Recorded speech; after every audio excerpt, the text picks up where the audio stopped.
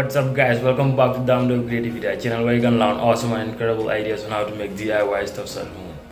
So if you are new to this channel, be sure to hit that red subscribe button down there and click the notification bell so that you'll be notified for more interesting and outstanding videos. So in today's video, I'm going to be walking you guys through how to make a mini propeller for your homemade DIY mini fans. So if you don't know what it is, you've probably seen it in the beginning of the video. So let's get it on. Let's